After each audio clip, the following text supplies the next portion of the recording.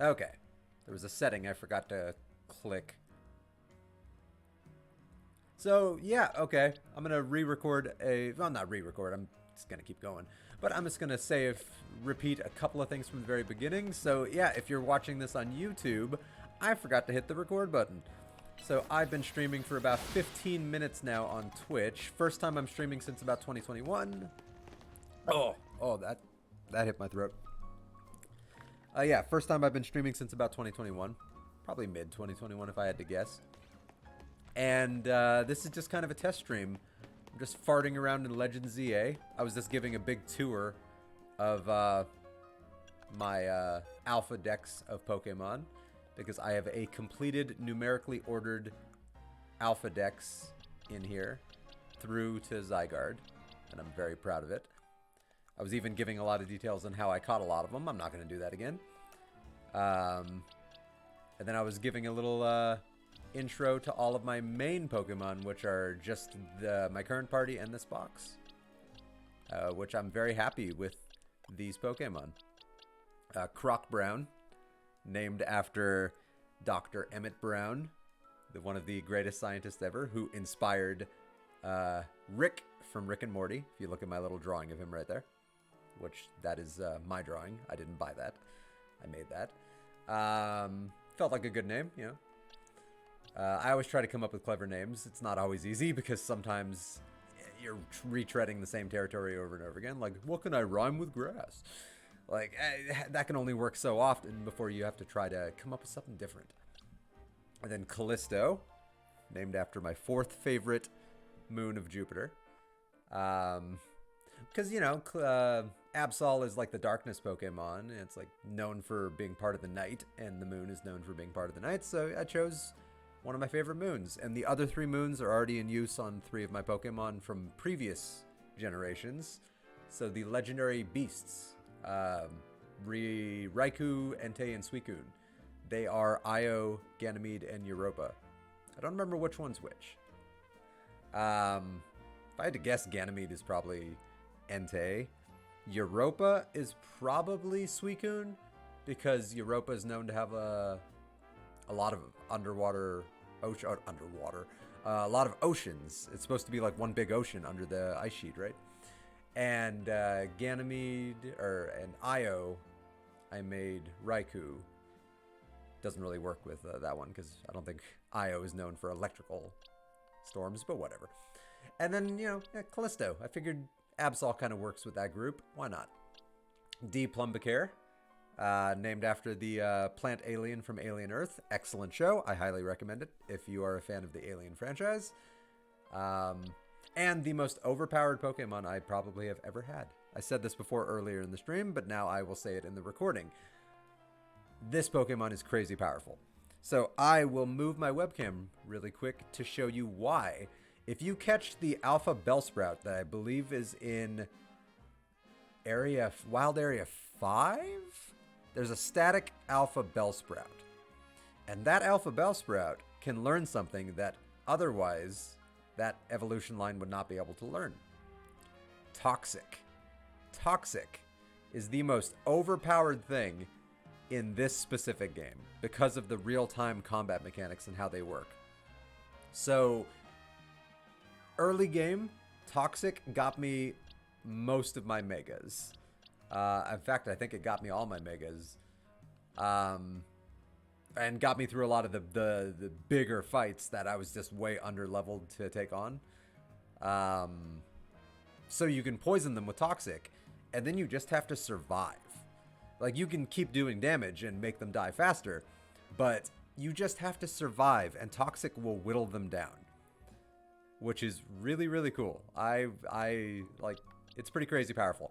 It's even pretty crazy powerful in battles. When I was going up against the legendary Pokemon, Yveltal and Xerneas, I Toxiced them.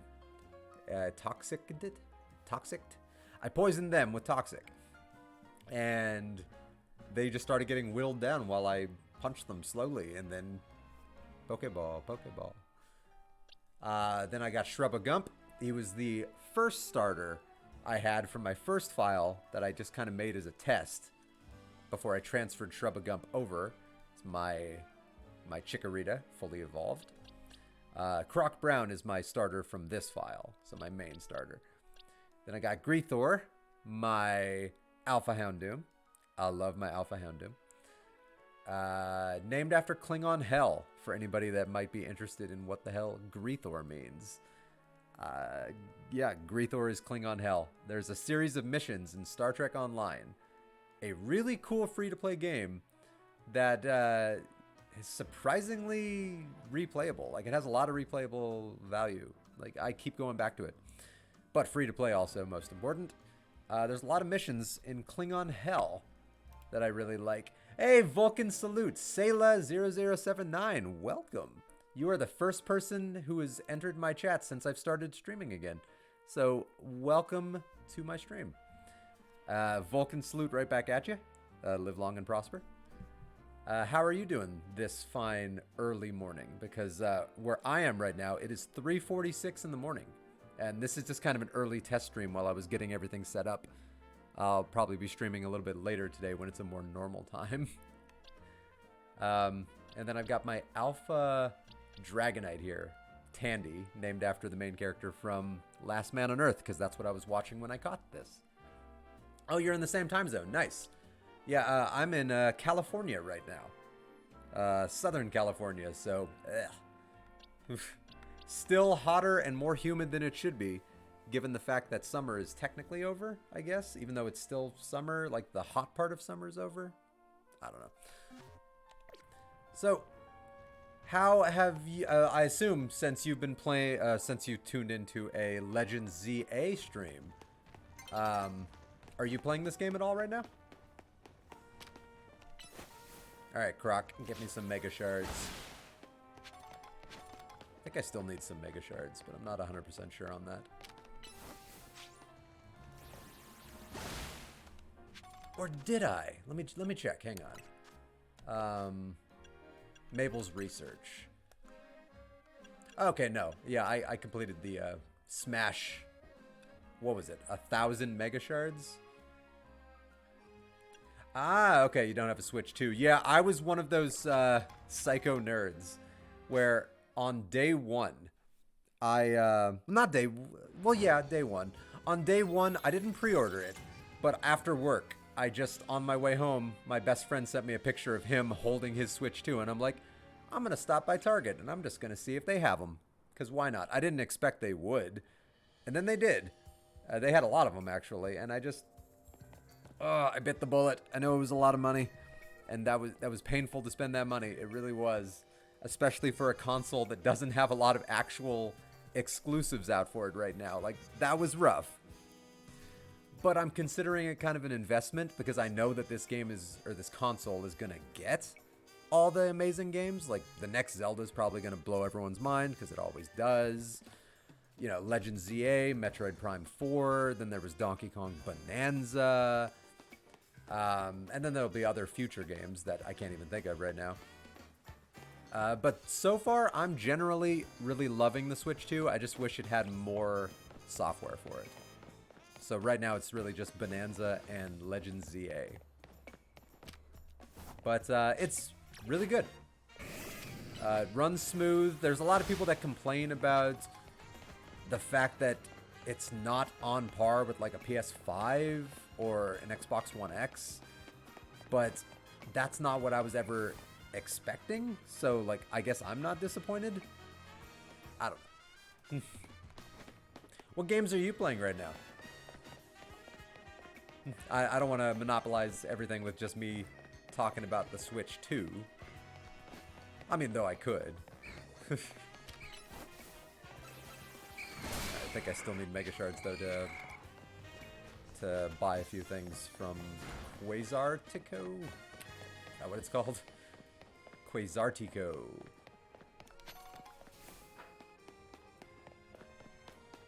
Which I thought was going to be the evil company in this game and turned out to not be. Turned out to actually be a pretty solid company doing solid work.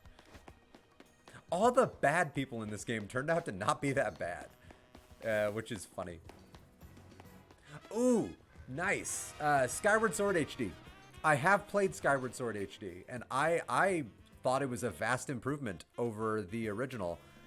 The original I enjoyed, but I remember back in the day the motion controls really annoyed me. But the HD had a lot of little quality of life improvements that I really appreciated. Even though one of them was locked behind an amiibo, which I have just right over there, the Skyloft Zelda amiibo.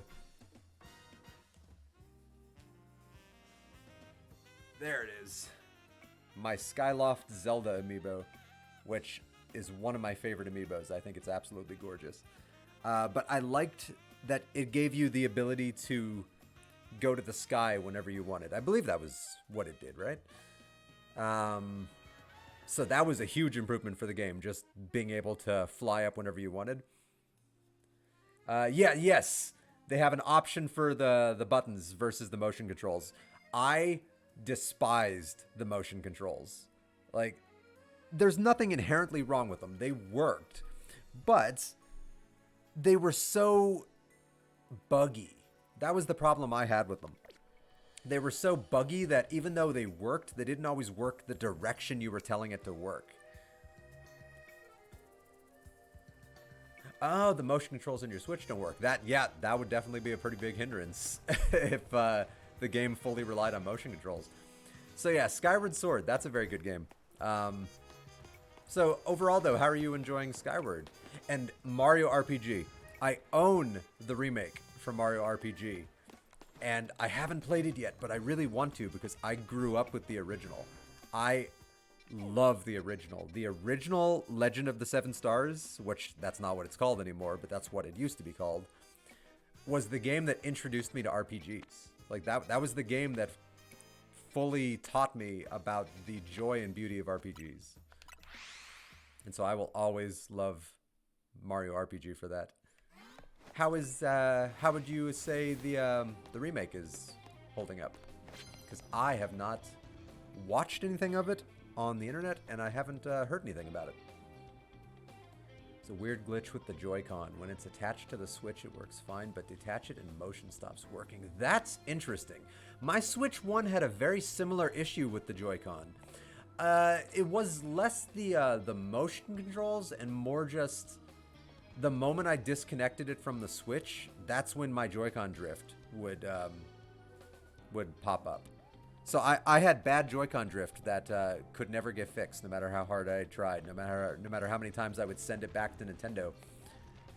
And it was like 95% of the time, it was only ever when it was detached. So something about detaching on the Switch 1 somehow created some wonky Joy-Cons from time to time. I like both games.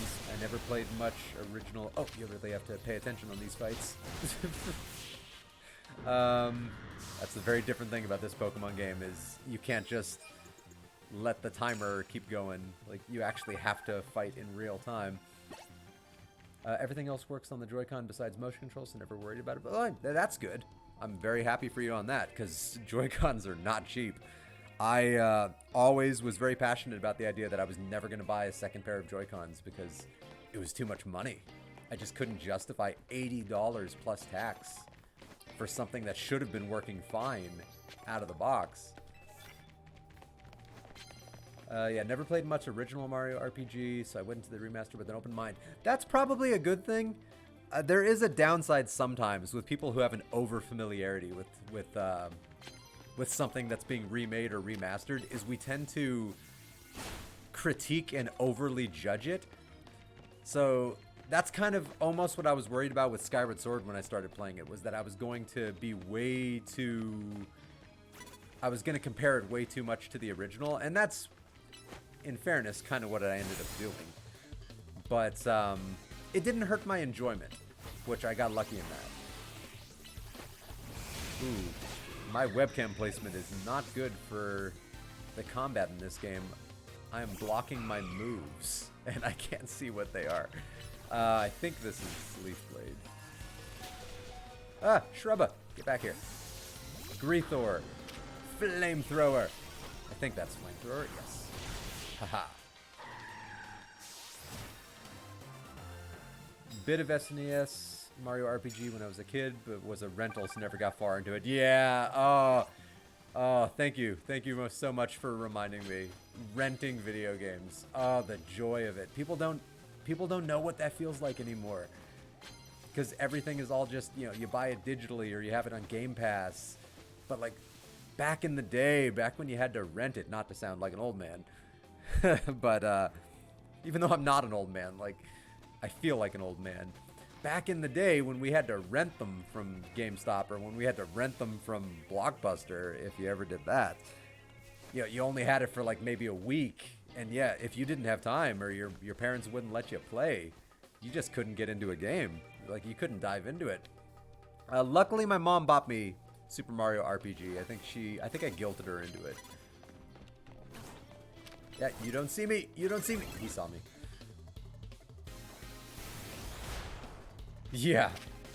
That was the best thing about being able to rent them the way we used to be able to rent them. And even not so long ago, like back when Redbox was still kind of a thing. Like, you could kind of check out a game for X amount of time and be able to kind of get a feel for it and whether or not it would even be a game you'd want to play. I think this is Fire Punch? Yes. Ha. I need to move my webcam after this fight. Oh, you're alive? I thought you were dead. But yeah, Super Mario RPG, the original, I had a lot of fun with it. As a kid, it really swept up my imagination. It kind of blew my mind as a kid because it was such a different Mario game. All right, I'll put you in the left corner. No, I don't think that's blocking anything, just blocking the map. I don't really care about the map. Oh, I blocked my chat. There we go. While I hate wasting money, I'd rather be out $5 if a game is lousy instead of 50. Yes. Yes. Especially as I've gotten older. When I was a kid, I was always one of those kids that was like, wah, why won't you buy me this game, Mom? Wah. And now as an adult, I'm like, oh my God, why did she buy me so many games? What, like, was I that annoying that she just wanted to shut me up? Like, as an adult, I have to be so picky and choosy with the games that I buy now. Because money, like, it's, like, they aren't cheap anymore. Like, even buying them used anymore is not cheap. With Nintendo, for the as of the Switch 1 generation, I was buying all of my video games on eBay. As much as I would love to give my money to Nintendo directly, they don't put their games on sale generally. So I was buying them all on eBay, used for maybe half price, which I could justify half price for a game that I have a good indication of that I'll like. But unfortunately, they've made that even harder than it used to be now. With the Switch 2, there's a new thing with the Switch 2 where they've made it so that they can brick your console from a distance if you run any kind of suspicious looking software. So if people are selling flash carts, like really shady flash carts on eBay that look like legitimate carts, you might accidentally buy one of those, put them into your Switch 2, and then brick your console so your console can never connect to the internet ever again. So now I'm not sure if I'm ever going to go eBay for Nintendo ever again. That's a scary idea of doing nothing wrong and getting punished for it. And that would be a lot of money flushed down the toilet at that point. Now, I believe there are stories of people who've gotten their console unbricked because they've proven that they bought an illicit copy of the game without realizing it. They just bought it on eBay. But you shouldn't have to jump through that hoop, you know? I don't know. I miss being able to rent a game for like $5. That's basically my long-winded way of saying that.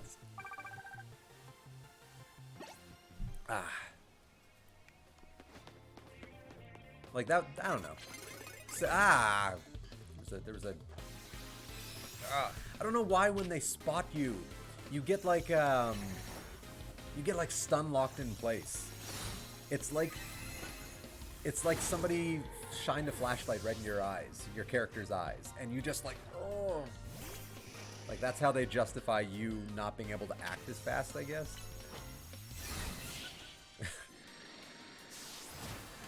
So yeah, I don't know. It's a little bit of a tangent there on the joys of how gaming kind of used to be. Hey, I apologize for this pronunciation. Nylarine. Let me know if that was close. Nylarine, welcome to the chat. You are my second chat viewer, or my second person in chat. God, words. My second person in chat since I started re-streaming, because I haven't streamed for a few years, and I am just getting back into the swing of things. So welcome. How are you doing this fine early morning, or maybe afternoon, depending on what time it is wherever you are. For me, it is 4 a.m. right now. Very early in Southern California, United States.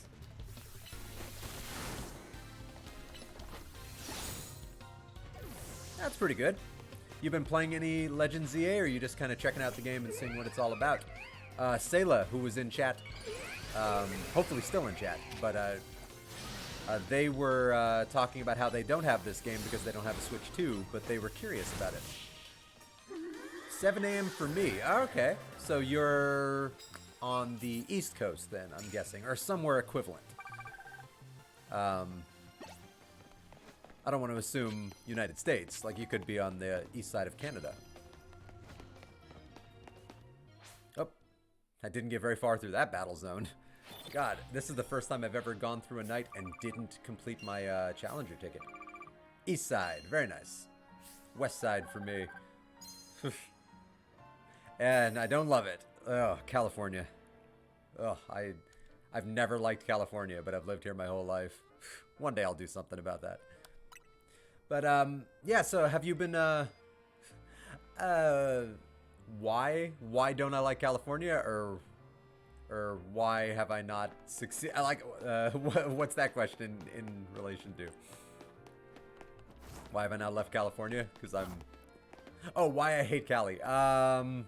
So California for me, where I live in particular, it's like, there's no green. It's all just dirt and wind and intense heat and like humidity, and I hate the desert. Like, I don't want to sound like Anakin from Star Wars, but I hate sand, and I live in a desert that's full of sand.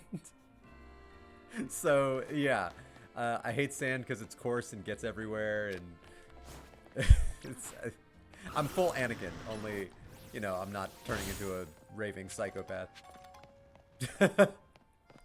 I like that Batman. So, have you been playing any Legends ZA?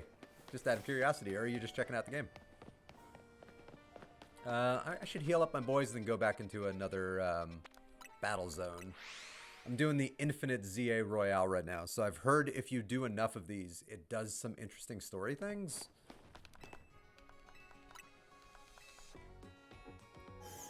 Understandable, I lived in the desert cities most of my life. It can be aggravating. It can be! Thank you! Yes! It's something about the heat, the combination of the heat and humidity where I am in particular. Something about it really messes with my eyes, depending on the time of year. So my eyes can get really dry, to the point where it hurts to even kind of like look at a screen for too long. So I kind of don't stream as much during summer months as a result of that. I think primarily because of where I live. So yeah, I'm glad that other people can relate, because I know a lot of people that have grown up in this desert and they love it, and power to them. Like I'm not gonna say it's a bad place to live. It's just, it's not the place for me. I would like somewhere more, well, colder and a little more green, and ideally in the mountains. I would love somewhere in the mountains. I am thinking, is this game worth to play? You know, a lot of people are doing the exact same thing.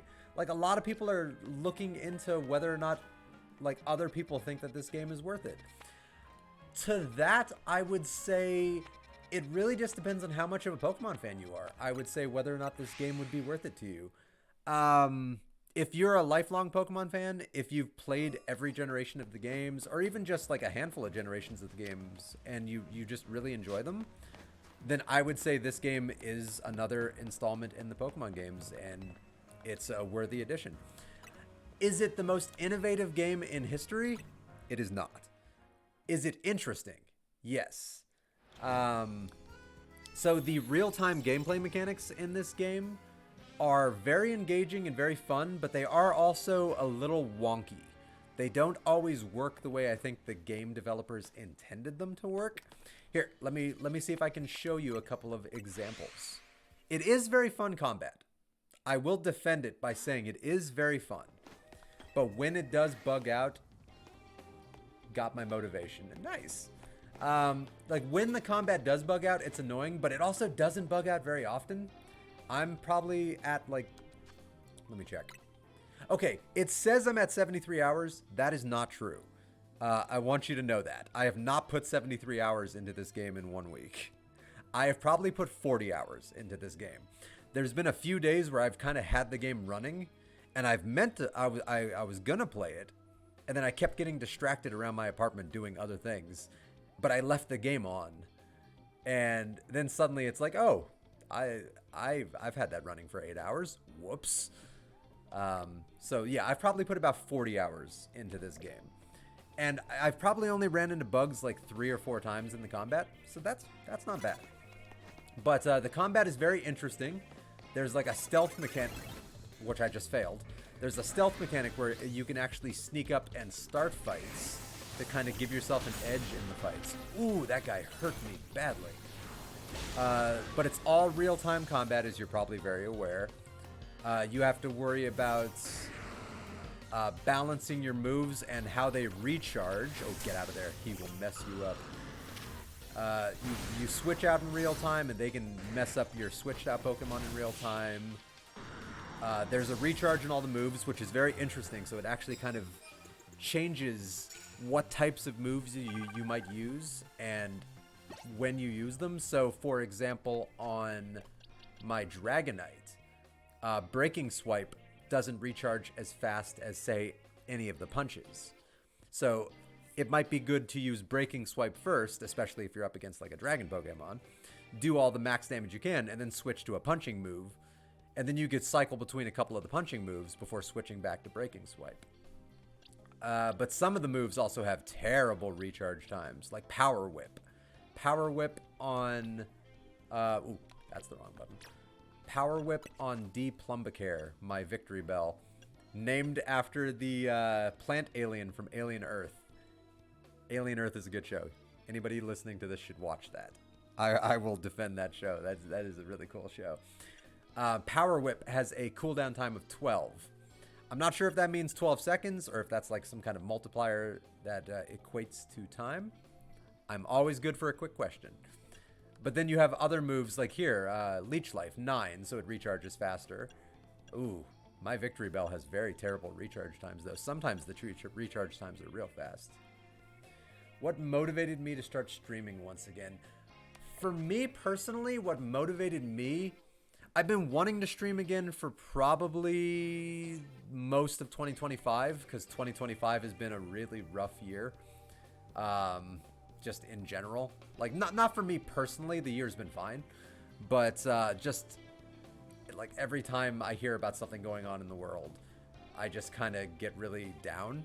And so I've been wanting to stream again as just kind of a good way of, you know, maybe branching out and talking to some really cool people like you, people like Sayla, people like Nylarine, who you know, just want to blow off steam and enjoy the love of video games and other nerdy things. I am a bit of an anime fan. It depends on the anime. But I started streaming again partly because of 2025, because of how rough 2025 has been in general. But also, my best friend started... I've been trying to get him to stream for years. I tried to get him to stream back when I streamed every day. I used to stream every day for over a year. And I tried to get my best friend to stream also, and he just didn't have time to do it. And then... last week, I think it was last Saturday, he did a stream for the first time, and it was really, really fun. We streamed Phasmophobia, and I had an absolute blast doing it, and it kind of got me to want to get off my butt and start streaming again more regularly. So, anime. I am a little bit of an anime fan. Not all anime, but some anime. What are some of your favorite anime? Yeah, Phasmo's fun, but only fun when you're playing with a friend. If you're playing it single player, which I have done, it's not that fun. Like, it's fine playing it single player. VR. Yeah, my best friend plays it on VR, and he loves it. I sadly do not have a VR yet. It's on my list. Okay, so if I can get a sneak attack here, then I have a decided advantage in this fight. Ha! Yeah, I knocked him out. Yeah, only with friends. Yeah, I've played it single player because I farmed out some money to have or money and levels to have the good equipment for us to play with. But it wasn't very fun playing it single player, even though I did farm out a bunch of levels. But yeah, the VR looks very fun. My best friend said it's great, but that he can only do it for short bursts before he has to change things up. So he loves doing it, but then he maybe an hour, and then he just kind of has to stop. Like, it gives him a headache or it makes him dizzy. I don't know. But he said it's very fun. It's very engaging. Yeah. Favorite anime at the moment is it a Gundam, Tekkaman Blade, and Rosa Versailles. I have only heard of one of those, Zeta Gundam. I unfortunately have not heard of the other ones. I am not up to date on any new anime, unfortunately. A lot of the anime I like, I wasn't paying enough attention. A lot of the anime I like tends to be kind of older classic anime. So I like a lot of old Inuyasha, Death Notes,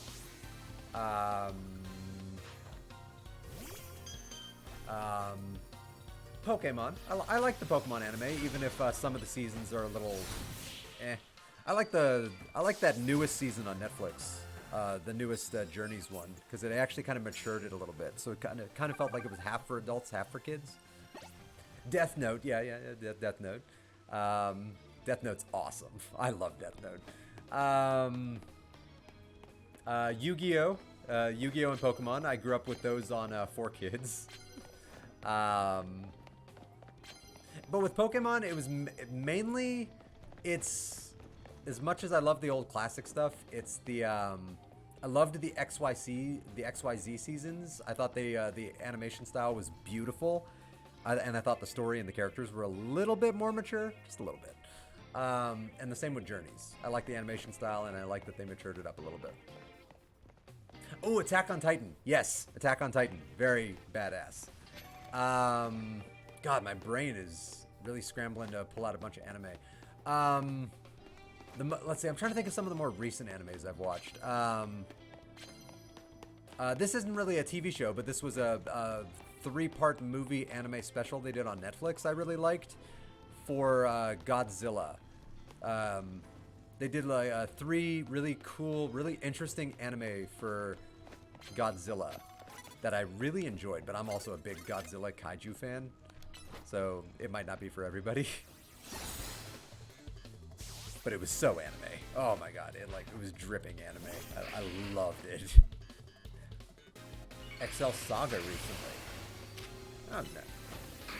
Doesn't make sense. No, yeah, some anime doesn't make sense, and that's also part of the joy of watching some of the stories that we watch. Like, they're just crazy stories.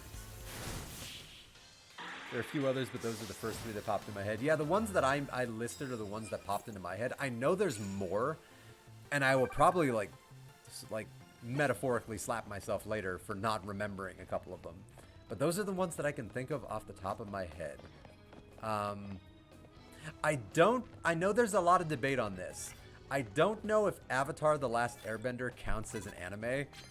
There's a lot of people that say yes, it does, and there are a lot of people that say no, it doesn't. But if that is considered an anime, then that's really high on my list.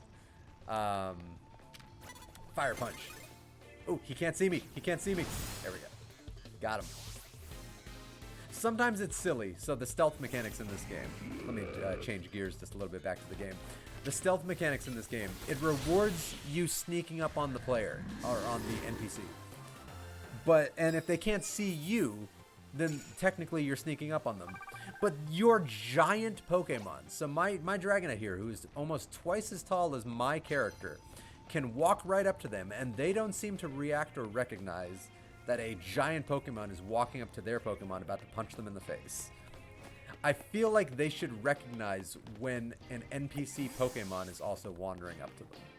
Because it feels a little silly when they're just like, oh, that's weird that a Dragonite's walking up to me. I'm sure it's not somebody about to sneak attack me. Oh, I should have used Thunder Punch. Ah, I missed the sneak attack.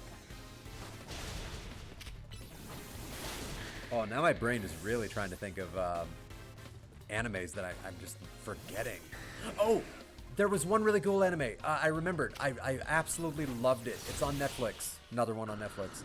I don't remember the tagline for it, but it was Terminator. It was a Terminator anime they did last year? Maybe the year before? I feel like it was last year. That was really good. It was so good. I've been gushing about it to my best friend that he needs to watch it because he loves Terminator. Have either of you seen that one? Oh, what was it called? It wasn't Dark Fate. That was one of the crappy movies. That was the crappy movie that brought Linda Hamilton back, right? Dark Fate.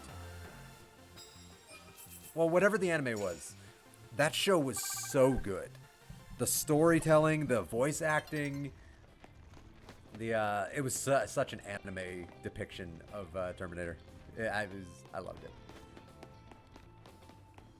So if either of you are fans of Terminator, that's one to maybe look into. If you have Netflix, which I'll admit I've softened a little bit on my my streaming a little bit as of late, the watching of streaming. So I know I full on canceled a few of my be right back, I need to find my water bottle. Always important to stay hydrated. I know I've canceled a number of my streaming services just because it was becoming it was a bit much. Yeah, I do that all the time. You're not alone. I regularly forget where I leave my basic stuff. Oh, I can't get a lock on the camera up. No. Okay, so right there was a bug. I couldn't get a lock on the camera up. That was a bummer. Alright, Sableye. Tandy is actually a little wounded, so I'm going to switch out to Callisto. Named after, as I said earlier in my stream, my fourth favorite moon of Jupiter. Because I'm the kind of nerd that has a list of favorite moons of Jupiter. Oh, you are a Mega. I will answer that with a Mega. Mega Evolve! Oh, alright. Power Whip. Yes. Oh, D Plumbacare. So good. Victory Bell is crazy powerful. And I love Mega Victory Bell. Look at this. Look at this monstrosity. He's adorable, but like look at him. He has the cutest little like smile. Take a screenshot of that. He has like a dopey little... Alright, bug Pokemon. I think they're strong against grass, right? Well, it doesn't matter anymore because he's dead. Does bug mess up grass? Ooh, I don't remember. Maybe. Because bugs eat grass, so theoretically. I know ice is strong against grass. Fire, obviously. I think bug. I really think bug.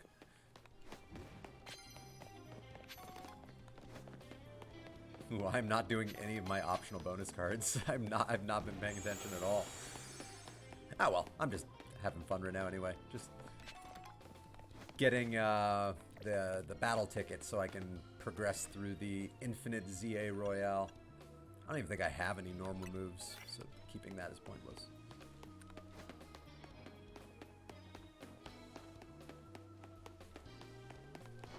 Alright, so the infinite ZA Royale. that's kind of basically the Elite Four of this game, like the tournament. I kind of miss when it used to be like a proper tournament in the games. Like and now it's always just like an activity that's open to everybody, and it feels less exclusive. It feels less like you're the cream of the crop and more just like, oh, you're the guy that happened to get lucky in this. Yay, you won. Like in Scarlet and Violet, it's just like a school tournament. Like it doesn't feel like, you know, you're the world champion of this region. Maybe not world champion. You're the national champion of this region. Like, and then in this game, it's the ZA Royale, where just anybody with a phone app can join in and battle. And I don't know, it just kind of makes it feel almost less special.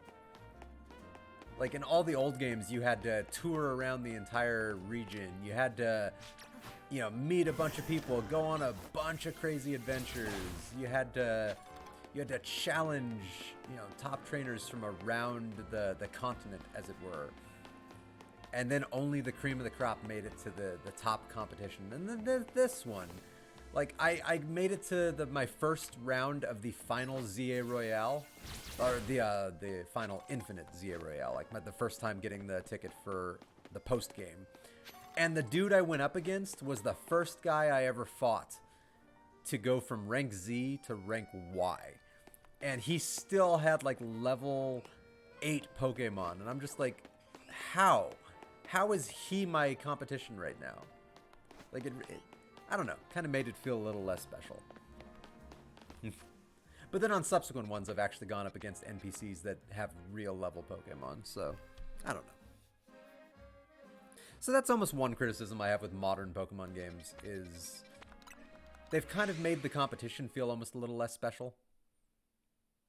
But one thing I do love about this game is the fact that it's trying to innovate, even if it doesn't always succeed. So the real-time stuff, the mega battles in this game, I would say that's the highlight of this game, is the actual mega battles against the mega evolved Pokemon you have to calm down, because they're almost like mini bosses. They you have to learn the mechanics. They're trying to kill you, not just your Pokemon. They create hazards around the map. They have unique movesets that can completely alter the terrain. They can summon mobs. Like, some of them are fast, some of them are beefy, some of them are... Agent Coulson 69, I remember you! I remember you! Yeah, I'm back! How are you doing, Agent Coulson? It's been a long time. I was wondering if anybody I recognized was going to notice that I was streaming. Yeah, I'm doing pretty good, actually. Like, 2025 has been rough from a planetary standpoint, but on a personal level, though, like, yeah, I'm doing okay. How have you been since the last time I saw you? Yeah, there were a few people I was talking about. I was talking about streaming with my best friend last week, and I think yours was one of the names that came up. Like, oh yeah, I remember I had a lot of good, consistent viewers that, you know, after a while, like, I just kind of, like, they would pop up regularly, and I would learn their names, and we would have, like, interactions back and forth, and they would be consistent. And Opti was one of them. Agent Coulson was one of them.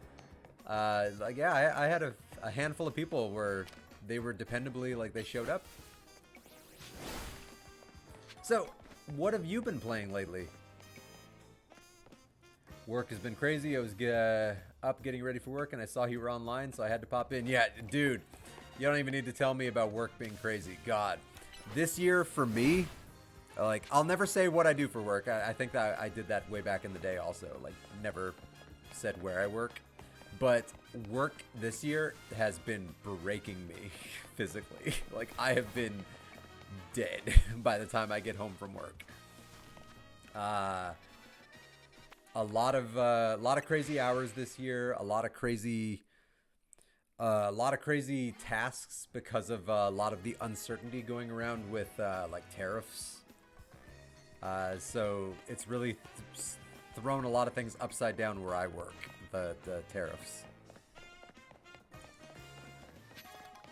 But I'm sorry to hear that things have been crazy for you. But I don't know if maybe crazy to you is a good thing. There are some people that like when things are crazy. One of the people I work with, they love when everything is hectic and crazy. They get off on it, practically. So, like, maybe you enjoy the hecticness. But yeah, have you been playing anything cool lately? Yeah, money-wise, I do admit, I've been making decent money. Not good money. I never make good money. But I've been making good money from my job's point of view lately, which has been nice. It's actually the reason why I was able to justify buying a Switch 2 when it first came out. Because normally I wait for sales just from a pure money standpoint. I try to be very careful with how I spend my money. But I've been getting so many extra hours lately that yeah, I bought myself a Switch 2 on day one. I bought myself Legend ZA on day one. I think I did buy myself Donkey Kong Bonanza on day one, which is a really fun game. Very simple. Like you could break down the entire game to one word: punching. I'm not gonna get my sneak here. She's gonna turn that corner and see me. Oh, she has a Slurpuff. Okay. Kill it. But yeah, money-wise, the extra hours have been a good thing this year. But, oh, from a burnout standpoint, though, I have been burning out hard this year. I've had days where I have not been in the mood for anything.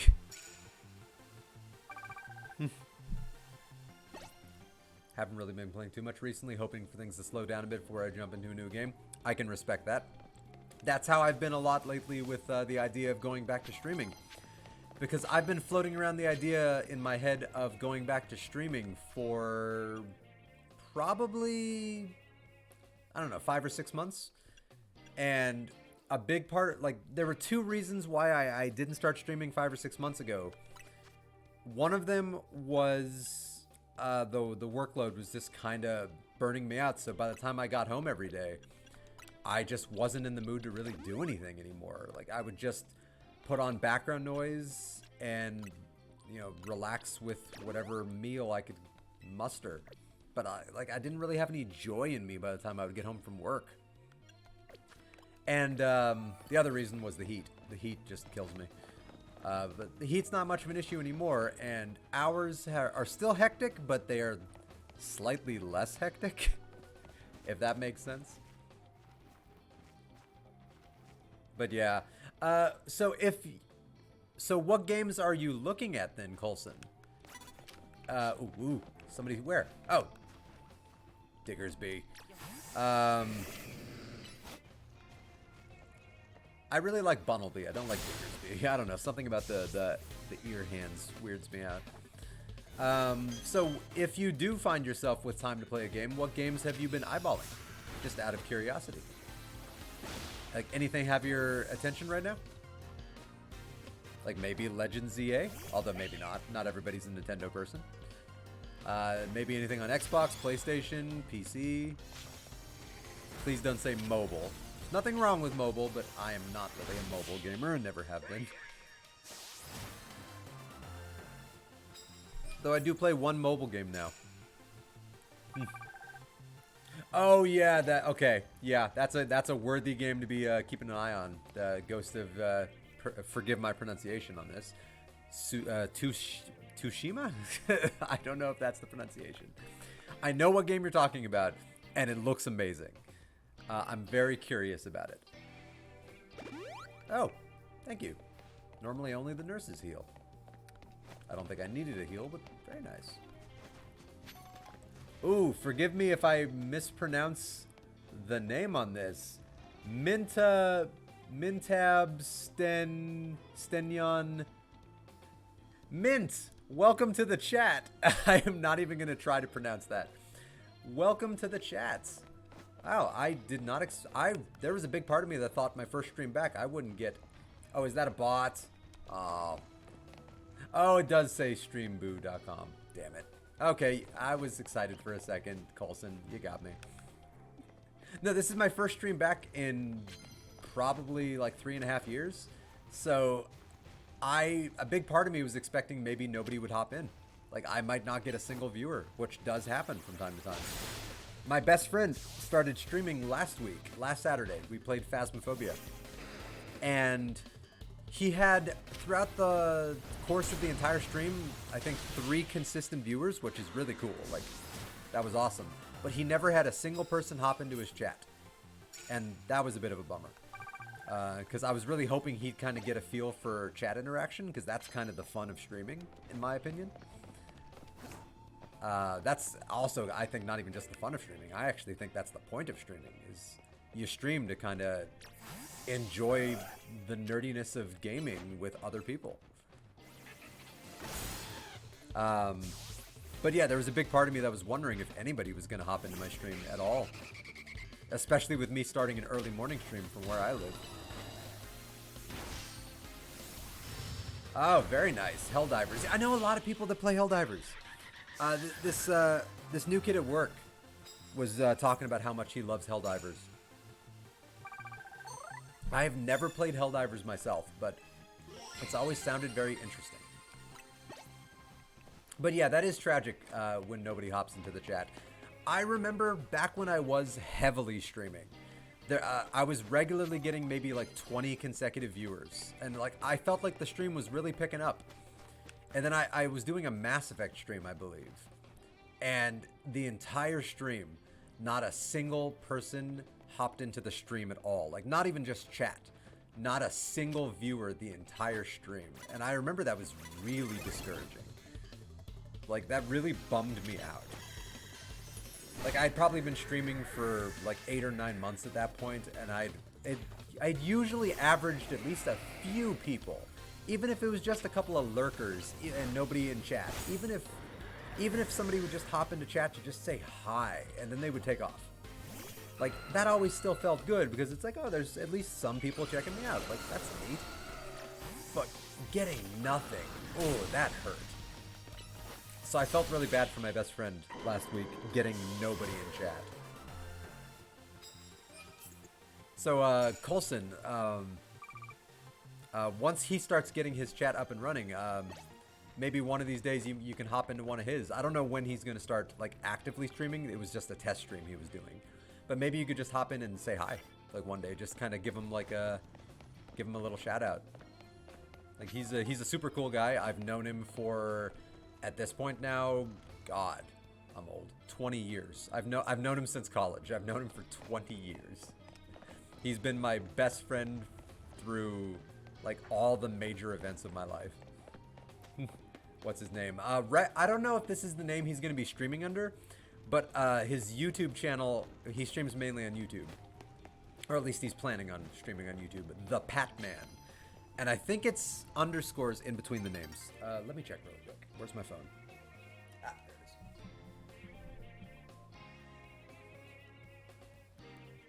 there it is. He's mainly planning on streaming to kind of get awareness of the existence of his channel. Oh, let me get through this fight before I let my Dragonite get knocked out.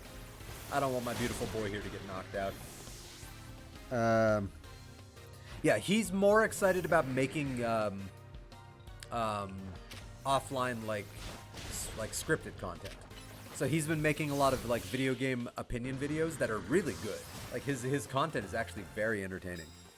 He did a deep dive on Dark Souls and his opinions on the whole concept of Souls-like video games. He did a deep dive on Jedi Fallen Kingdom. That was really good. He did a deep dive on the VR for Half-Life Alyx that I haven't watched yet. I don't know if he's put that one out yet, but he's working on it. I think he did a Minecraft video. Oh, he's going to have to work on that name. The Patman. So it is the Patman, but it's no spaces, TH3 P4T M4N. Ooh, that is not an easy name to search for. He is going to have to work on that. I think he's going to have to change that. But yeah, there's like that's his user picture, him in a VR headset. One of the nicest human beings I've ever met. Super cool guy. Yeah, can I type that out? Yeah, I'll type it into chat real quick. That's a good idea. That is a damn good idea. Oh, I didn't even think of it. I probably could just link it in. Oh, I'll do that in a minute.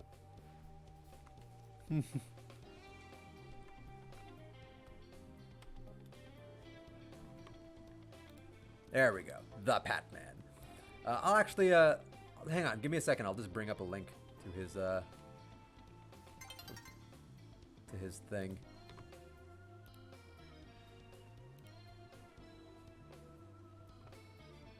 I'm on YouTube. Oh, hope that's not recording the the audio from my desktop. I think I turned that off. Otherwise, you got some John Cena right there. The Patman.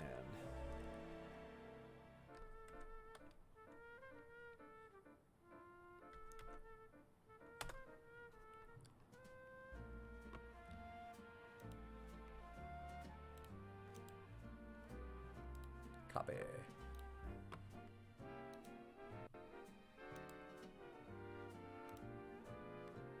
There we go. There's the YouTube link in my chat. If anybody is interested, he's one of the... His channel is relatively new. He's only got like, I don't know, half a dozen videos maybe? Let me check. But it's solidly well-made content. Oh, yeah, so like deep dives into concepts in video games. So like he talks about the art of the hard mode in video games, like the very nature of hard modes in video games and the pros and cons of them, and which games have done hard modes well versus which games have just made everything bullet sponges. He did a good Subnautica deep dive because I was telling him for years he needed to play Subnautica, and then he finally played Subnautica. Yeah, he did a Tears of the Kingdom video. He has I think his first video was a Minecraft. Yeah, a Millennial's Return to Minecraft. Oh, that was a good one. And yeah, he's regularly putting out content. He's always working on stuff.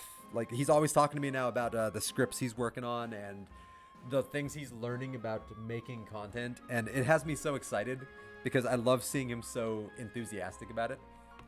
Yeah, I found him. He's like the nicest human being on the planet. And he's just a big old nerd also. So, like, you know, he likes some anime. He likes a lot of nerdy things, like sci-fi stuff, comic book stuff, video games. Like, yeah, he's super easy to talk to. Like, he's a cool guy. I highly recommend, if anybody likes any of his content, to keep an eye out for when he starts streaming. Oh, you gotta head out, though? Well, it was super awesome that you popped in, man. Like, I loved seeing you again. Like, yeah, I very strongly remember you. Like, I hope you have a really good day at work. And maybe I'll see you on later. Like, I'm only going to be streaming here probably for like another hour and a half. This was just kind of me dipping my toes back in and seeing how I felt about it. But when I get home later, I'm probably going to hop in again and start streaming. So yeah, I'm going to start trying to make this more of a regular thing for me. So hopefully I see you again later, and if not, I'll see you next time. Have a good one. Yeah, I found him.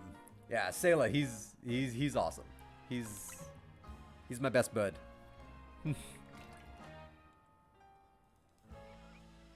Like, not counting my like my mother and my now gone puppy, my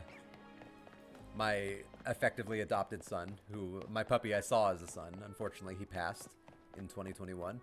Not counting them, like, he's like, I love him. Like, he's like, I don't know. It's hard to put into words.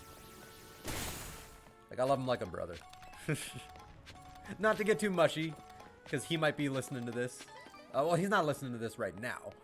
But he might put this on for background noise when I upload this to YouTube, and, you know, I don't want to get too gushy, and then he'll just start giving me shit for it. Like, oh man, you You were really stroking my ego right there. It's like, yeah, shut up. Shut up, man. But yeah, like, best guy I've ever known. And I'm just so excited that he's making content. I think that's the best thing anybody can do, is just put their voice out there. You know? Like, I don't care what kind of content you make. Like, if you want to make, like, deep dive video game content, just record something. Like, it doesn't have to be scripted. Just put out some full plays. And if people tune in, cool. And if they don't, that's unfortunate. But at least you put something out there. You know, if you like making scripted, like, opinion videos, put them out there. You know, I respect anybody that just decides, I'm going to make this thing. And then they just make it. Yeah, that was kind of when I initially started streaming back in 2019. I think that was when I first started streaming. My whole notion behind it was just, I'm just going to see what happens. Like, I didn't really have any plan. I'm just like, I like playing video games. I want an excuse to play more video games, and let's put it out there and just see what people think. If you ever check out my YouTube channel, you can see I have hundreds and hundreds of my my plays archived there. It's actually crazy. I used to stream every single day, 7 days a week. I would force myself to find time every single day to stream for at least 2 to 4 hours. And I don't know how I did it, looking back on it. Like, making it an everyday occurrence was a bit much.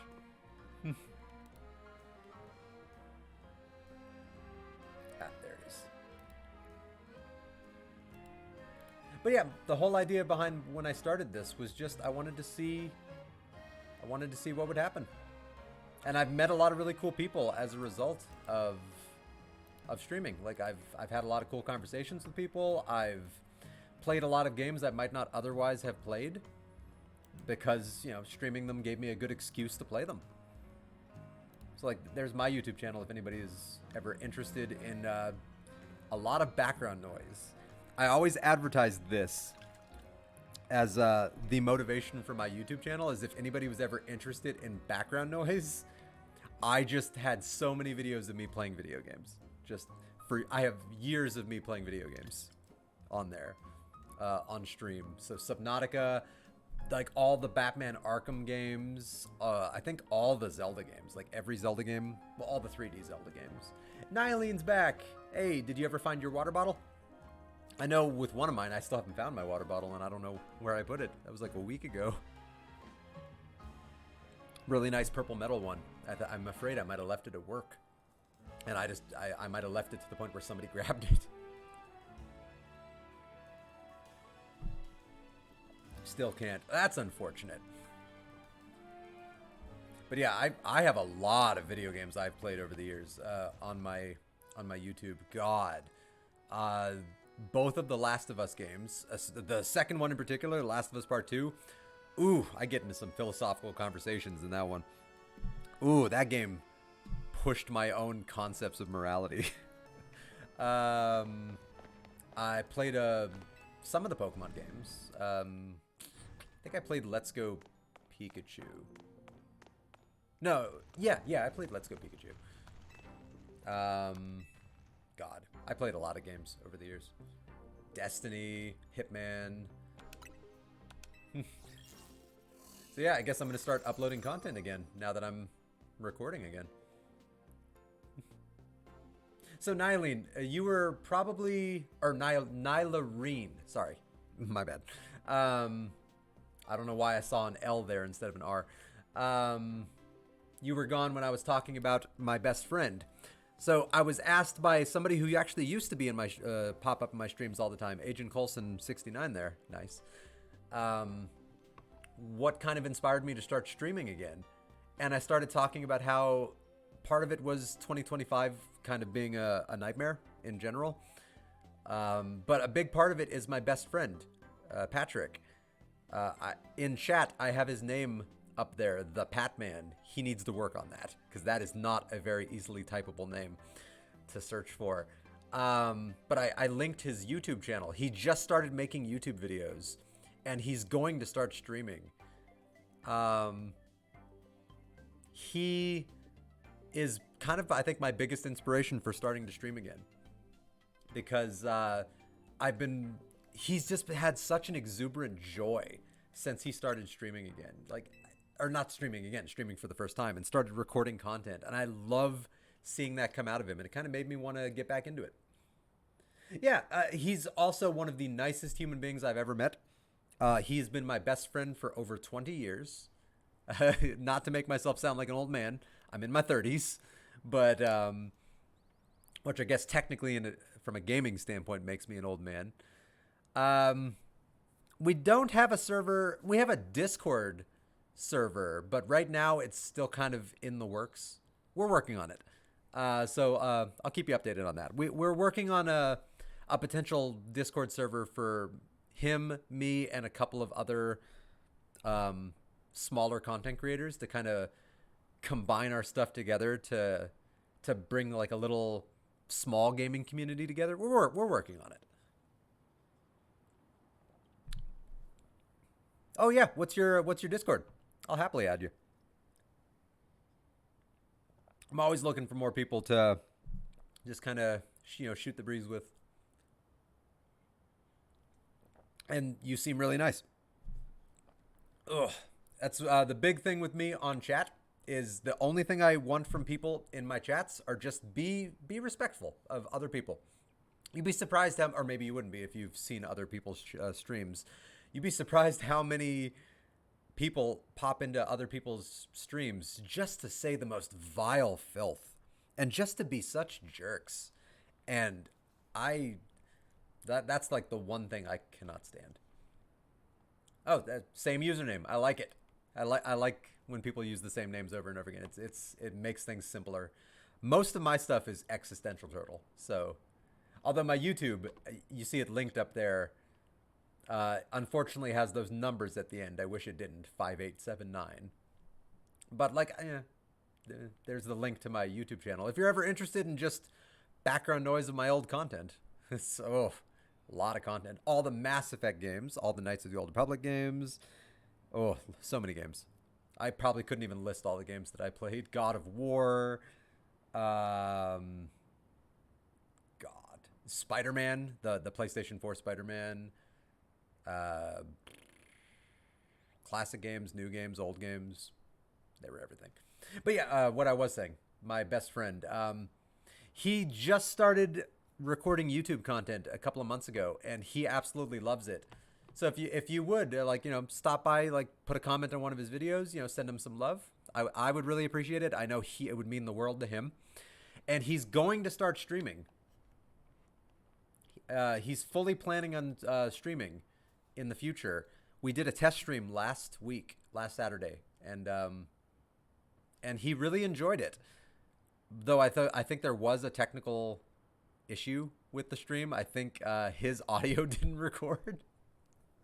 Though we still don't know if that was in the stream or if that was just the VOD.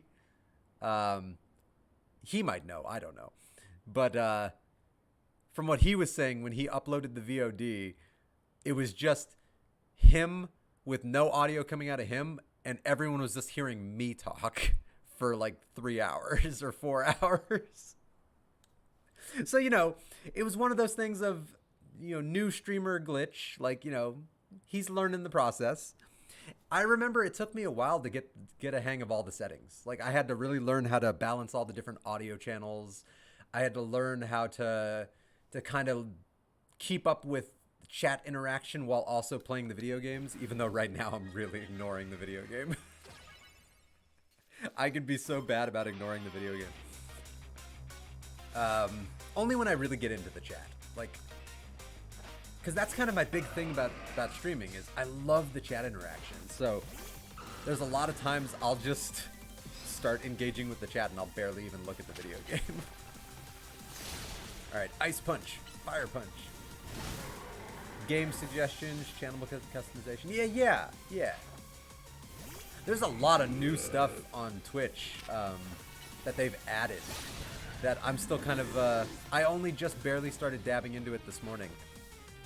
I need to start looking at all the new options that they have, because a lot of those options didn't exist when I was streaming back in 2021. Oh, burp. Excuse me. Oh no! Oh, I wasn't paying attention and Tandy got knocked out. Oh, that makes me sad. I hate letting my Pokemon get knocked out. So that's one of the cool things in this game. If you look right there, the Stealth Rock. That's a move that historically in Pokemon games nobody really uses because it doesn't really have much use casually. I think like hardcore players probably use things like that.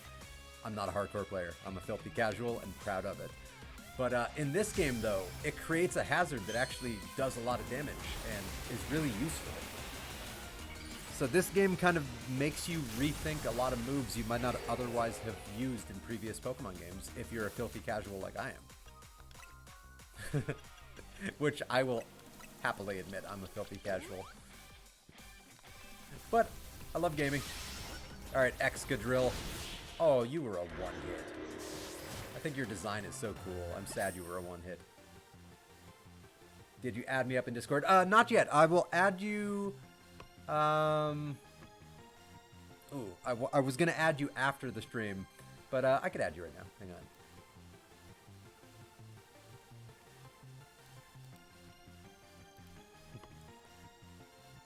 I didn't want to go away from the game for too much longer. I was already kind of ignoring the game, but like, yeah, I'll go away from it for another minute. Hang on. Discord. Please don't make me log back in. I hate whenever Discord logs me out. Fingers crossed. Okay, good.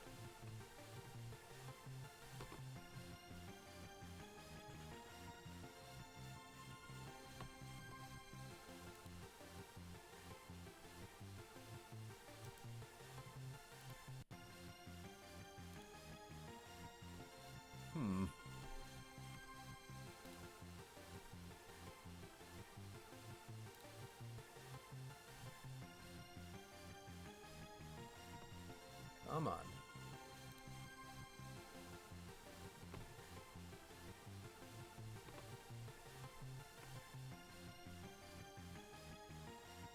Cover, add server, come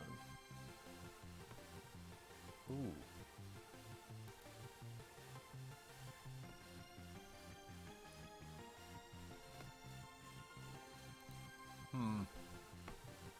I'll have to add you later. I'll add you after the stream. Because I actually don't remember how to add somebody on Discord. It's been a minute. I haven't used Discord very much lately. I've only just started using it again. Can you help me evolve my Machoke and a Haunter? Welcome, Chicken Nuggets lover. That's a cool name. I like that. Yeah, I'll happily help you evolve if you want.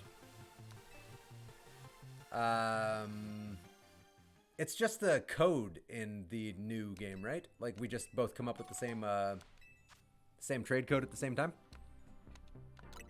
Yeah, I'll happily help you. But yeah, Nylarine, I just don't remember how to search for a specific user, like, off the top of my head. I've had the same group of Discord friends for years, and I haven't added somebody new probably since about 2021. So, I just don't remember. So yeah, I'll easily figure it out. Like, it'll just take me like a minute. But yeah, I'll add you after. Yeah, okay, cool. Yeah, not a problem, Chicken Nugget. I love saying that. Your name really rolls off the tongue. I like that. Yeah, it just shoot the code in the chat, and yeah, I'll happily trade you.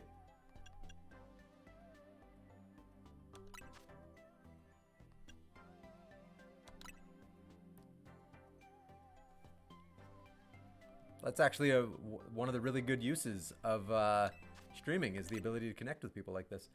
All right, 4555. 1234.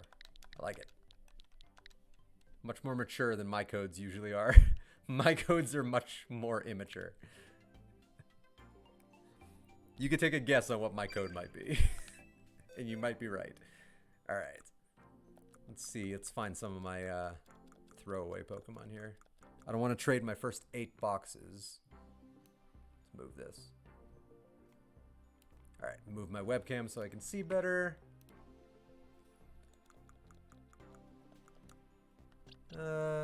give you one of these Aron. I mean, granted, you're just going to trade me back, but still, why not? Aron. I don't want to accidentally trade over one of my special boys and then something happens. You got a shiny Machoke. Very nice. I've only gotten 2 shinies in this game so far. How many shinies have you gotten? Of course, I haven't done the shiny exploit that people are doing. So I haven't done the big door reset or the like the macro resetting that people have been doing. I've just gotten 2. Nice. I've just gotten 2 from casual play. Though I will confess right now, Chicken Nugget, I am an avid shiny hunter. I have a fully completed, and I'm very proud of this. Yeah, I'm going to do the door one because it looks like it's interesting, but I just haven't gotten around to it yet because I've been trying to get the shiny charm, and you need to finish 1,000 battles to do that. Ugh. That's what I'm basically doing right now. Is I'm just doing battles to try to get up to my 1,000. All right, goodbye, Machamp. But I'm a big avid shiny hunter. I actually have a fully completed living shiny dex in my Pokemon home. In fact, maybe after we're done trading here, I can show it off. Because, yeah, I have my Pokemon home on here. So I can... I have a lot of shiny Pokemon. Like, holy crap, I got a lot of shiny Pokemon. I have shiny hunted like crazy over the years. I've used every method across every game. Oh, very nice.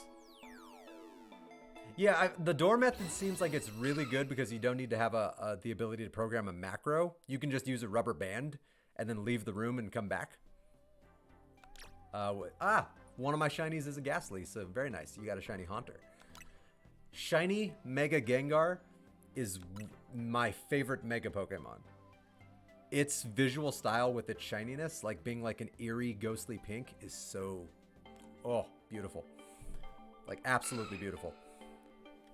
So, congratulations on getting that shiny Gengar. But yeah, I have a living shiny dex. And I have, like, if I had to guess, maybe 50 extra boxes of shiny Pokemon in Pokemon Home that I don't know what to do with. Like, I keep telling my best friend, like, I'll give you a bunch of shiny Pokemon. Like, I have too many shiny Pokemon. They're just taking up space. Like, I've just done a lot of shiny hunting over the years. I did a lot of shiny hunting in Arceus. I did a lot of the permutation hunting for shiny alphas. I did the sandwich hunting in Scarlet and Violet, and I got every Pokemon you could in that game. I did the Raid Den thing in Sword and Shield. I've done the shiny patches in, like, Brilliant Diamond. Goodbye, Gengar. Oh, you got to come up with a good nickname for that Gengar. I'm big on nicknames. My Gengar is, my shiny Gengar that I use in my other games is Dead Flanders. Named after a phenomenally entertaining character from The Simpsons. I'm big on nicknames, though. Like, that's almost half the game for me, is coming up with a clever nickname.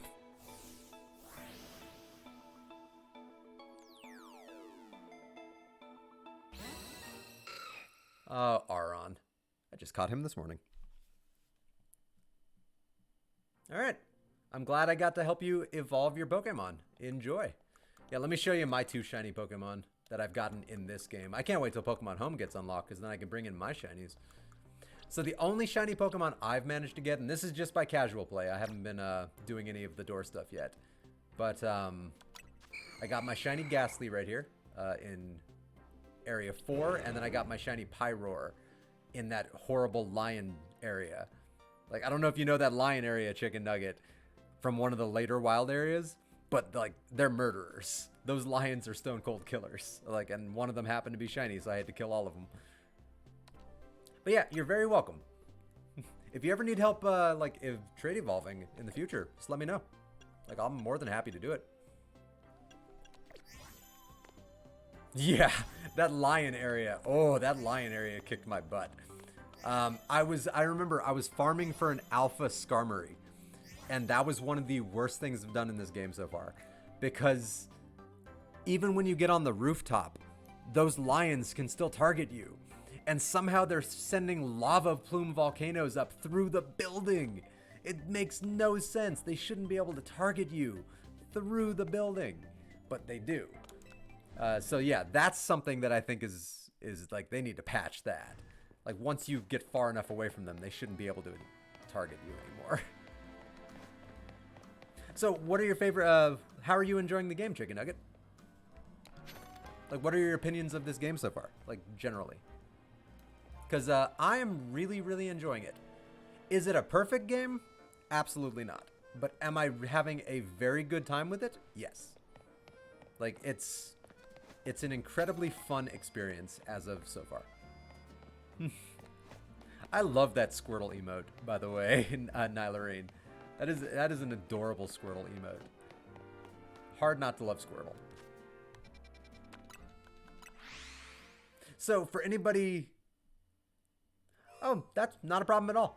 Like I will never stress if somebody like chooses to follow or not follow. Like if you do, that's awesome, and I will be incredibly happy about it. But if you don't, and you just want to stop by and say hi from time to time, then that is also very cool. But let me show you what Chicken Nugget was talking about, actually.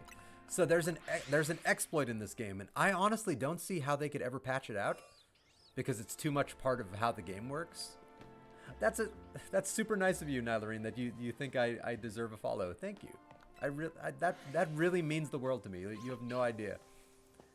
Like, I was so worried that my first test stream back was going to be nobody was going to view, nobody was going to hop in the chat.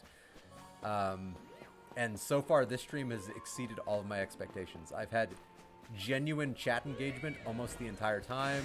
I've had really cool people like you, Chicken Nugget. I had a classic guy hop in. I had Sayla. Like, I've had a lot of chat interactions. So thank you all. Like, it means the world to me. I can't emphasize that enough.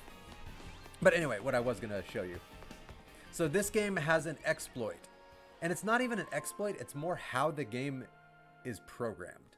So patching this out, I don't see how they could do it. So this game stores the shinies that pop up in the overworld so that you don't lose them. So if a shiny pops up and you don't notice it, that shiny will still be there. And this game stores up to 10 shinies. So you could always go back and get those 10.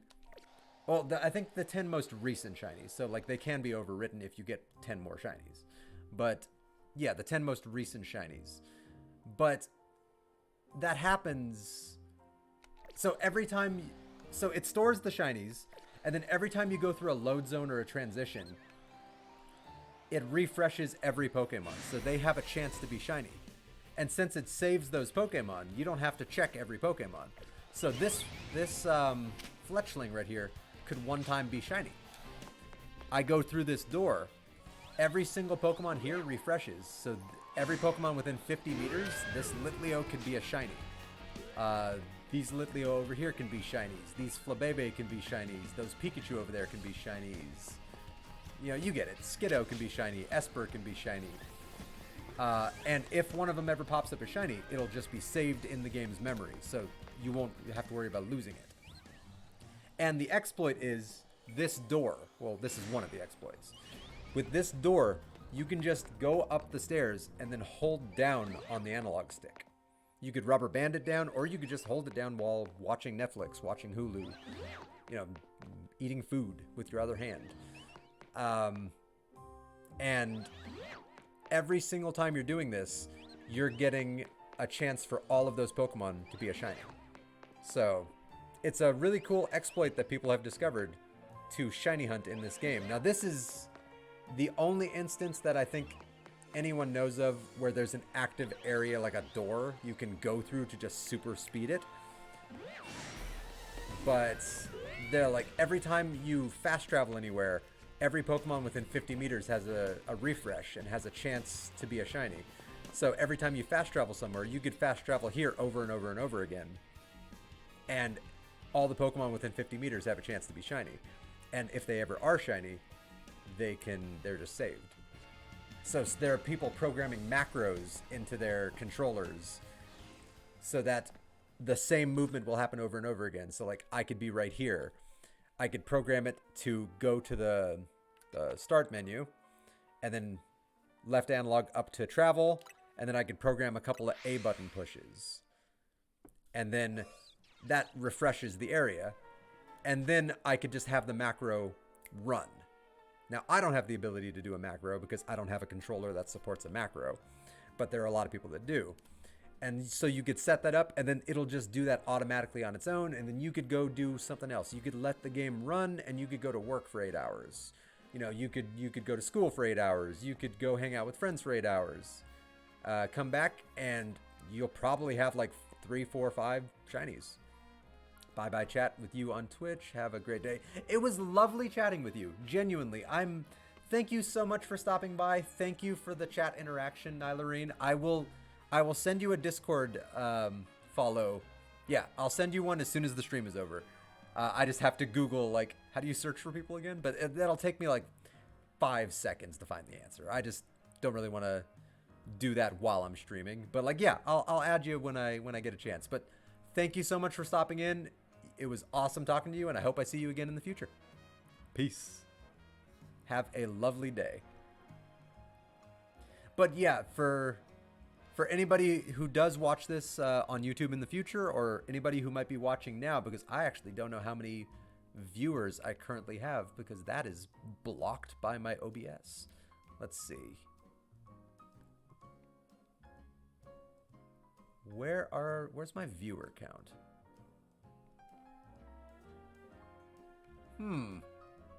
Oh, okay. I have 2 viewers currently. Okay. So I had 3 viewers and then 1 popped out. Still, that's really good for me. Like, for my first stream back, I'm ecstatic about that. Like, there are a lot of people who might be really bummed by that. I'm not one of them. Like, this has been awesome so far, coming back. But, yeah, that's basically the shiny trick in this game. So when you don't have a macro, you just do the fast travel trick over and over and over again. So, for example, there's one Pokemon I would like to farm for shiny, specifically, in Wild Area 19. And one of these days, I'm going to do the fast travel thing. I'll just put on a movie, and I'll just start fast traveling over and over again. The Pokemon I really want as a shiny, specifically as an alpha shiny, is... Where are you? There you are.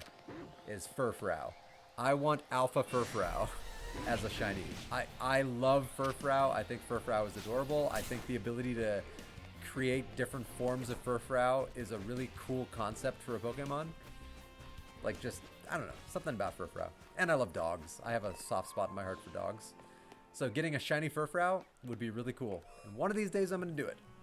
Just not with a macro, because I'm not going to buy a controller that can do a macro, because I can't justify that money expenditure. I just can't.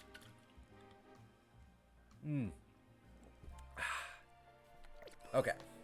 So, to get back to what I was doing. So, what I've basically been doing this whole time, for anybody that might just be hopping in now. So, there's a shiny charm in this game, as there is in most Pokemon games. I think all Pokemon games since Diamond? No. It was Black and White that introduced the shiny charm, right? Yeah, I think it was Black and White. So every Pokemon game since Black and White have had the shiny charm. Unfortunately, they locked the shiny charm behind the most annoying thing in existence. Winning Pokemon battles. Winning Pokemon battles is not annoying. It's how many you have to win. So 500, I'm at 300 to 500. That doesn't sound so bad if I'm, 3/5 of the way there. But I know that goes up even higher. That's just tier 1. So tier 2 is 1,000 battles. So I have to do 700 more battles in order to get the shiny charm, which is stupid. So basically what I've been doing is the Infinite ZA Royale. Because it's a good way to just farm out battles.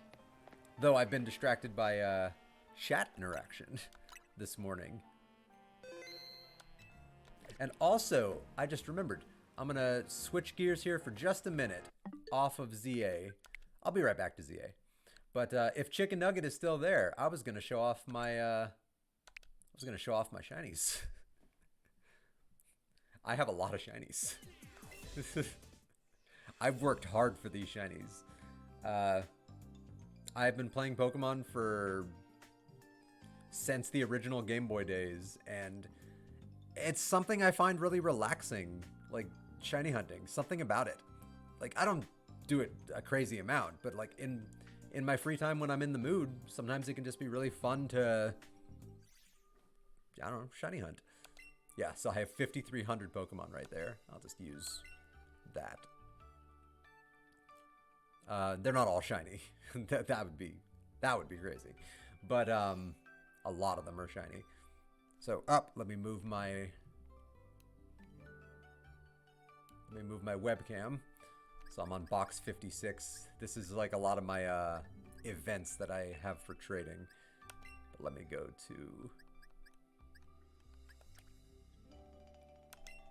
So my box 1 is my special box. These are like all of my hardest earned boys over the years. My hatched shinies, back when you still had to hatch shinies to get them. Oh, egg shinies felt like they meant more back in the day. Because that was the only way to get them. And you just had to bite the bullet and get them. My shiny Mewtwo from Let's Go Pikachu. Maybe the single hardest Pokemon I've ever gotten shiny. I had to reset that Mewtwo fight probably 2,000 to 4,000 times. I don't remember the number. Whew, that was rough. I did not want to do that.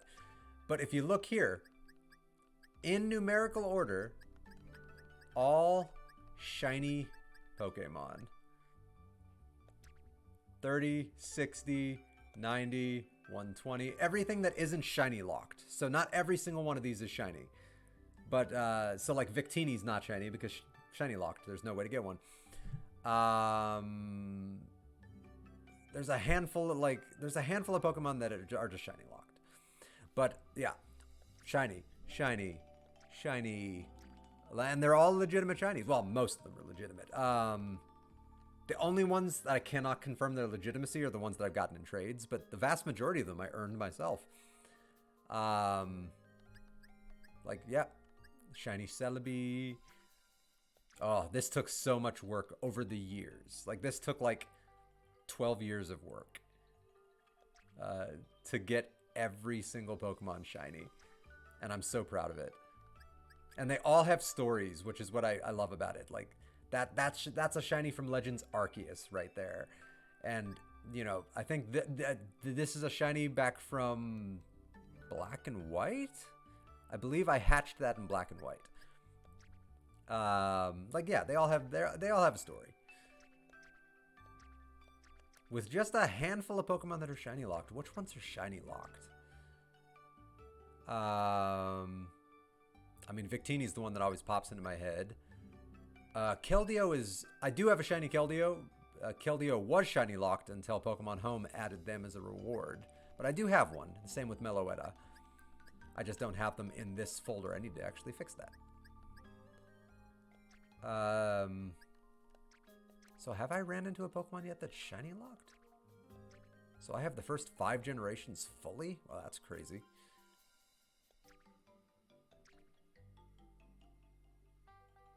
No, Victini.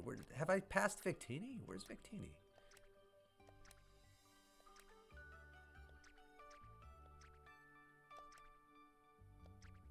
Now I'm just searching for morbid curiosity. Am I just not seeing Victini?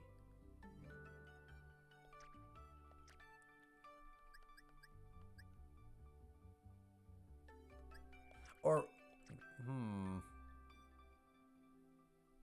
feel like I screwed up at some point on ordering these boxes and I forgot to include Victini in my living decks.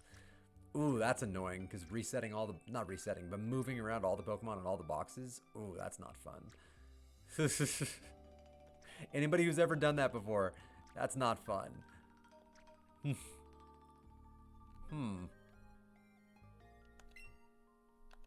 let's do this the old-fashioned way.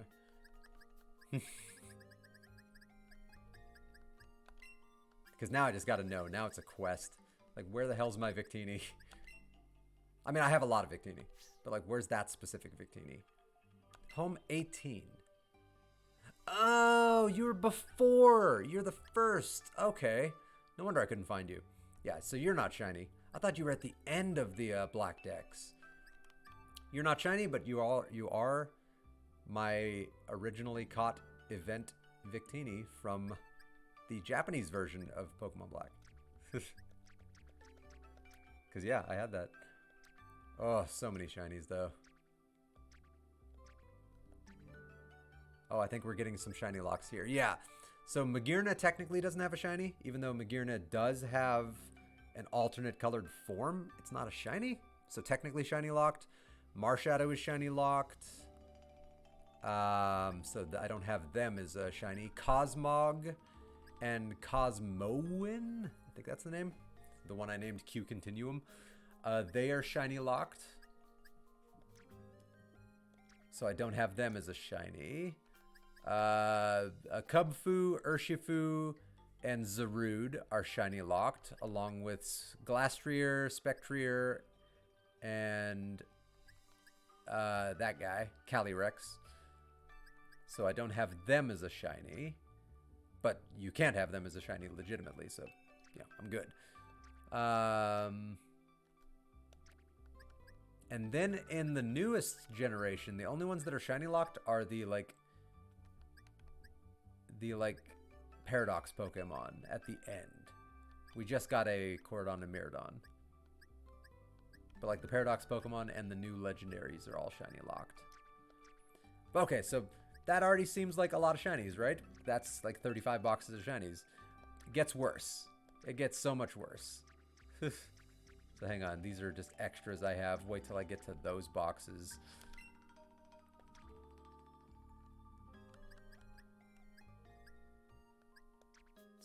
Might be easier to start at the other end. Okay. So these, starting at box 176 going backwards, are shinies I've gotten from like raid dens in Sword and Shield, from sandwiches in Scarlet and Violet, from every shiny hunting method known to Pokemon hunters. So 176... to, let's see, every box is full of nothing but shinies. And these are all extras. These aren't even ones I need for my living decks because I already have those. Look at all these extra Jolteon I have. Espeon, Umbreon. Look at all these extra Delibird I have. God. So I'm still going. I'm at 152 on the pages. Darumaka, Tyrant.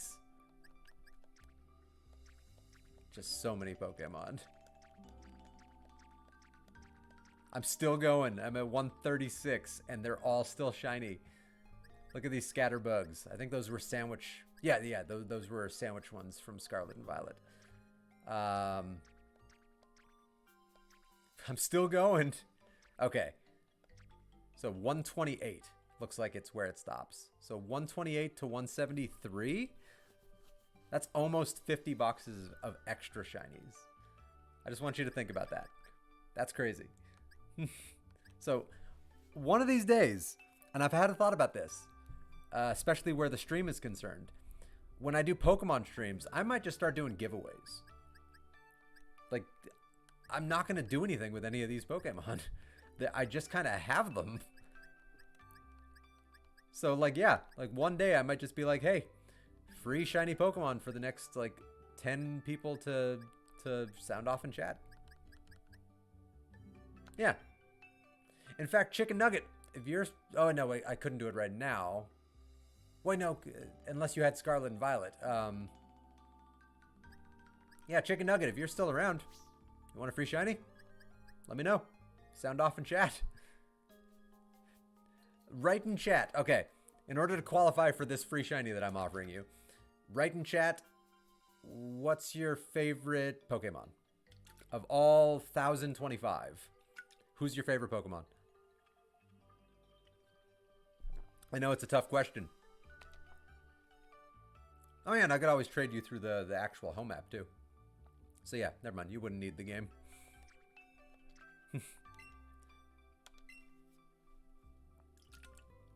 So yeah, let me know. And if you're not there, then, you know, that sucks. But I'm grateful for you stopping by. All right, I'm going to head back to the game. I just really wanted to show how many shinies I have. I'm way behind in Pokemon, so I'm going to say Lugia. Ah, Lugia. Lugia is a good Pokemon. So, Sayla, since you answered the call to favorite Pokemon in chat, would you like a free shiny? I can always just trade it to you on the Pokemon Home app. You can even do a request. I don't know if I have an extra shiny Lugia, but I probably have a bunch of other like options you might love. My favorite Pokemon is not a Pokemon that a lot of people would ever say is their favorite Pokemon. My favorite Pokemon is Torkoal. I'm good at the moment with things anyway. All right, cool. Let me know in the future. Like, as I was just demonstrating, I have too many shinies. I don't know what to do with them. Like, I've been, for like a couple of years now, I've been realizing, like, my shiny list is out of control. I need to just start doing giveaways or something. So now that I'm streaming again, that might be a good excuse to give away some Pokemon. Because yeah, one thing I do sometimes to relax, like I'll get home from work and I'll just be so burned out that shiny hunting for Pokemon is actually a way to unwind for me. So I'll get home from a long crappy shift at work and I'll load up like Pokemon Scarlet and I'll pop a sandwich and I'll just start hunting some shinies, and by the time I finish getting a couple of shinies, I'll generally just feel better after a crappy day of work. You know what I mean? So it's one of those good things I just keep going back to, and that's why I have so many shinies. Like, it's just, it's not like I set out to get that many shinies. I just, over the course of years, I just use it as a way of relaxation, and it just added up. I do other things too. Like, don't get me wrong, that's not all I do to unwind. Like, I play a lot of Star Trek Online. That's a game I would actually really love to start streaming again, Star Trek Online. I find that game to be, while not the greatest game ever made, it is a surprisingly relaxing game. It is, I don't know, and there's always things to do, which is what I really love about it. It appeals to the inner part of me that just always needs to stay busy, I guess. I don't know. Sayla, were you the one that did the Vulcan salute when so like, are you a Star Trek fan out of curiosity? Or are you just aware of the very famous, Vulcan salute? Because if you can tell from looking behind me, like, I've got my Star Trek Lower Decks poster right there. I've got my painting of the Defiant in front of the wormhole on Deep Space Nine. Okay, you've been a Trek fan since you were a kid, yeah. I'm a lifelong Trek fan as well. So, like, that's awesome. What's your favorite Star Trek? I have so many opinions on everything Star Trek. That is my single favorite thing in the world from a media standpoint. Deep Space Nine. Very nice. Deep Space Nine is my favorite Star Trek as well. As you can tell from the painting of the Defiant right there. NX74205, because I'm a nerd. Not the Redux of the Defiant, not the Sao Paulo turned Defiant. No, I like the original one before it blew up. Spoiler alert, it blows up. Yeah, Deep Space Nine was my jam. The storytelling in Deep Space Nine was phenomenal. Everything about how they told the story of what... Okay, so the Next Generation, and technically I guess the original series, though the original series was more campy, just story-by-story episodes. But the Next Generation really solidified the kind of world that Star Trek exists in, that Starfleet exists in. The ideals that they stand for, that Starfleet stands for. Deep Space Nine took that concept of that world and it asks the question, would you be willing to fight for those things that you hold dear? Like, how hard would you fight to hold on to the Federation?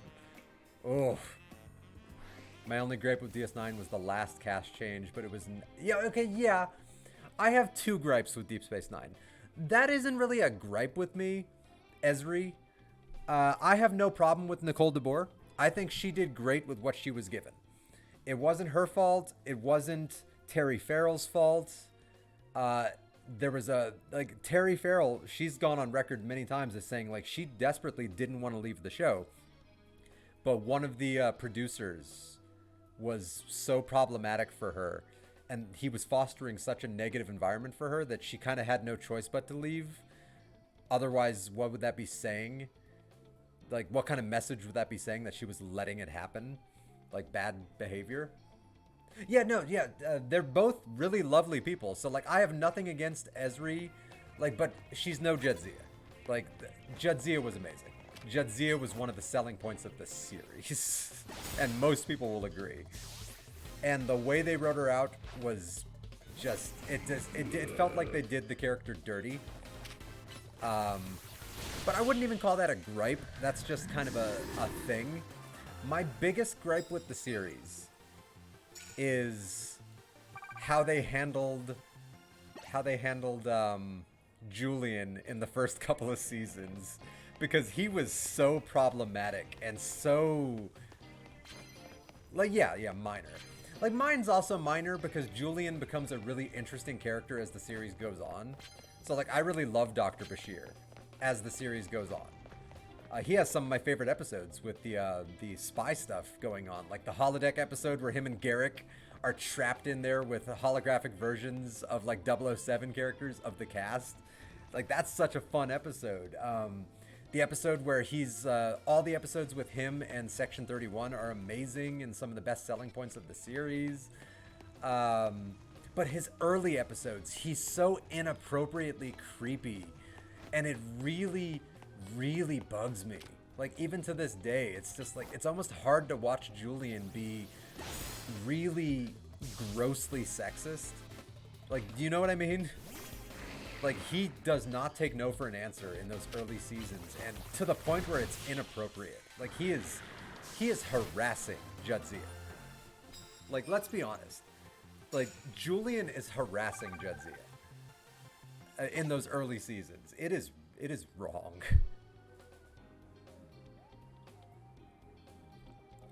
Not sure if you like them, but there's a guy online named SF Debris that does entertaining reviews of Trek. Now, I'm always looking for cool Star Trek people, so I will look that up. There's a comedian I love. She's on Resident Alien, and she has a Star Trek Deep Space Nine rewatch podcast right now. I can never remember her name. I think it's Alice Wetterland. She's one of the stars of Resident Alien, and she's a huge Star Trek nerd. And she has a great rewatch podcast worth looking into. It is a subscription podcast, unfortunately. So it's not on YouTube, but it's really good, and that's worth looking into if you have a couple of bucks to spare. But SF Debris, I'm gonna write that down really quick and look that up after this stream is over, because I'm always looking for cool Star Trek people. So SF Debris. But I think that's my biggest gripe with Deep Space Nine was that. Just the handling of Julian in the first couple of seasons. Season 3 onward, though, I think is a masterpiece. They really kind of found their groove in Season 3. All the characters, I think, are much more nuanced and more memorable than any of the other Star Trek shows. The story is more mature and more serialized, and just so much more to get invested in. The show has, unlike like TNG, unlike Voyager, like, it has a genuine villain in the form of Gul Dukat. Like, Gul Dukat is a villain that's around for the entire series. And the audience gets to know that character. Yeah, they took so many more chances. And everything about how they handled the way they told the story and the way they actually developed the characters. Like, even side characters that just popped up as gimmicks got fleshed out and got storylines. Like Leggett Damar, you know, the random Cardassian that was just Gul Dukat's little lackey, becomes such a massive part of the closing storyline of the series. Like, but he was just like the nobody who was just hanging around with Dukat. Like, but they fleshed him out and gave him story. Rom. Like, Rom is just, you know, Quark's weird brother. And he becomes Grand Nagus. Spoiler alert. Like, he goes on such a journey throughout the series. And Lita even gets character development. Maybe not as much, but she gets some character development. Like, yeah, freaking Nog. Nog is nothing more than a mindless thug when they first introduce him. And he becomes almost like the heart of the series. I would say Nog becomes what Wesley was kind of supposed to always be. And then they kind of lost the thread with Wesley in The Next Generation. Where Wesley was supposed to kind of give us a view of, like, Starfleet from the beginning to actually, like, deep inception. And then they just kind of went crazy with his story and sent him, like, time traveling through dimensions. And they kind of wrote him out of the series.